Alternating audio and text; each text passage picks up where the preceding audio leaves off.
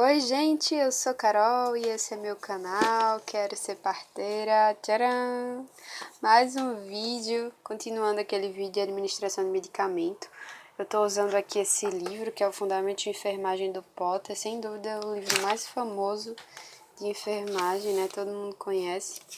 Então, essa edição, como eu falei no outro vídeo, é a 7ª. Eu comprei logo no começo do curso, 2011, 2012. E a gente, no vídeo anterior, viu alguns conceitos farmacológicos e começou a ver a farmacocinética, viu a parte de absorção e todos os fatores que vão interferir. E agora a gente vai ver a questão da distribuição. Então, após a absorção do fármaco, a gente vai ter a distribuição, e aí ele se distribui pelo organismo atingindo tecidos e órgãos, e por fim o seu local de ação específico. A taxa e extensão da distribuição dependem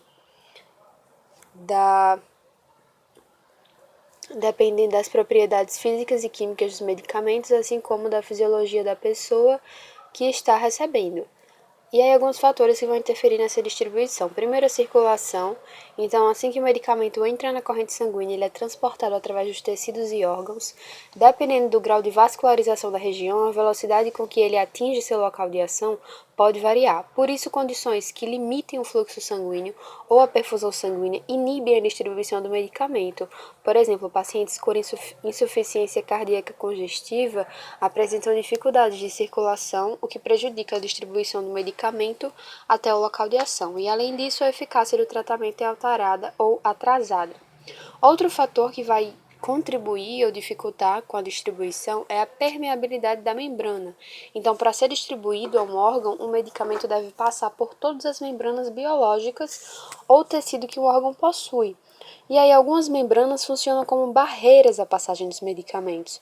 Por exemplo, a barreira hematoencefálica, que permite apenas que os medicamentos lipossolúveis atinjam o cérebro e o líquido cefalorraquidiano. Sendo assim, infecções do sistema nervoso central exigem tratamento com antibióticos injetados diretamente no espaço subaracnoide na medula espinhal. Em pacientes idosos, por exemplo, podem sofrer efeitos adversos, como confusão, como consequência de alterações na permeabilidade da barreira hematoencefálica, a qual facilita a passagem de medicamentos lipossolúveis. A membrana placentária também se apresenta como uma barreira não seletiva para medicamentos, podendo atravessá-la tanto agentes lipossolúveis quanto os não lipossolúveis, o que pode levar a deformidades fetais, depressão respiratória e, em caso de abuso de narcóticos, síndrome do desmame. Outro fator é a ligação à proteína, então o grau com que o medicamento se liga a proteínas séricas, como a albumina, por exemplo, afeta sua distribuição. Muitos se ligam a essa proteína em alguma proporção, o que impede o exercício de sua atividade farmacológica. A forma livre ou não ligada é a forma ativa do medicamento. Os idosos apresentam diminuição da albumina na corrente sanguínea devido provavelmente à mudança na função hepática. O mesmo acontece com pacientes acometidos por alguma doença hepática ou desnutrição. Devido à maior proporção de medicamentos na forma livre, alguns idosos podem apresentar um aumento na atividade do medicamento e ou intoxicação.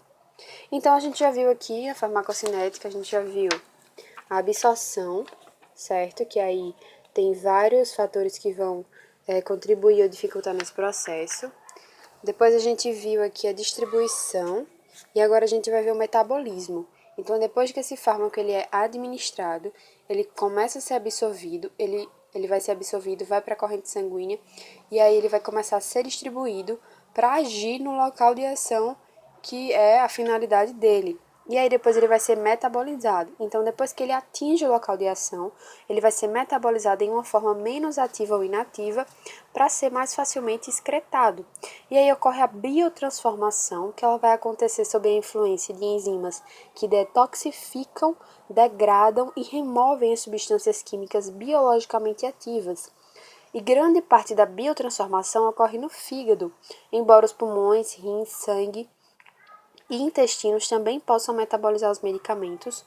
O fígado é particularmente importante porque sua estrutura especializada oxida e transforma muitas substâncias tóxicas, degradando-as antes de serem distribuídas para os tecidos.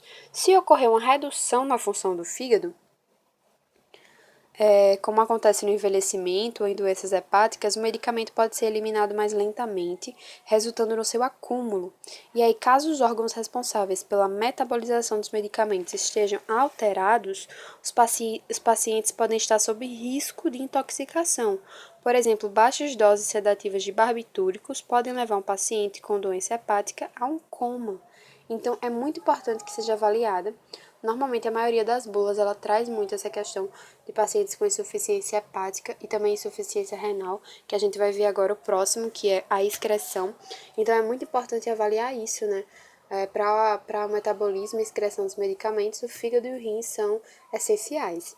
E aí, depois do metabolismo, vem a excreção. Após ele ser metabolizado, o medicamento pode ser excretado pelos rins, fígado, intestino, pulmões e glândulas exócrinas, dependendo da sua composição química. E aí, os compostos gasosos e voláteis, como o óxido nitroso e o álcool, são excretados pelos pulmões. A respiração profunda e a tosse auxiliam o paciente a eliminar os gases anestésicos no pós-operatório com maior rapidez. Já as glândulas exócrinas secretam os medicamentos lipossolúveis. Quando os medicamentos são eliminados pelas glândulas sudoríparas, a pele pode ficar irritada. Sendo assim, as enfermeiras devem auxiliar o paciente em boas práticas de higiene, para promover a limpeza e a integridade da pele. Se o medicamento é excretado pelas glândulas mamárias, há o risco de ingestão das substâncias químicas pelo lactente. E aí tem que se avaliar a segurança de qualquer medicamento prescrito a mulheres em amamentação. O trato gastrointestinal constitui outra via para a excreção de medicamento, então muitos medicamentos entram na circulação hepática para serem clivados pelo fígado e são excretados na bile. E após a entrada das substâncias químicas nos intestinos, através do trato biliar, eles são reabsorvidos. Os fatores que aumentam o peristaltismo, por exemplo, laxantes e enemas, aceleram a excreção do medicamento através das fezes, enquanto os fatores que diminuem o peristaltismo, por exemplo, a falta de atividades e a dieta inadequada, podem prolongar os seus efeitos. Então, a gente está vendo que tem muita coisa envolvida na administração do medicamento, muita coisa que deve ser avaliada, que deve ser observada, certo? E os rins são os principais órgãos envolvidos na excreção de medicamentos. Alguns deles escapam do metabolismo extenso e acabam por ser eliminados pela urina inalterados. Outros passam por uma biotransformação no fígado antes de serem eliminados pelos rins. E se a função renal está prejudicada, o paciente apresenta risco de intoxicação medicamentosa. Caso os rins não possam eliminar adequadamente a substância, deve-se avaliar a necessidade de reduzir a dose administrada. Uma ingestão hídrica adequada, que é de 50 ml por quilo por dia, auxilia na eliminação apropriada dos medicamentos em adultos. Então, esse vídeo vai ficando por aqui. A gente já viu no vídeo anterior, Inês, toda a parte de farmacocinética. Então, agora ele vai seguir aqui com os tipos de ação do medicamento. E aí, o mecanismo de ação, essa parte dos efeitos, já diz respeito à farmacodinâmica.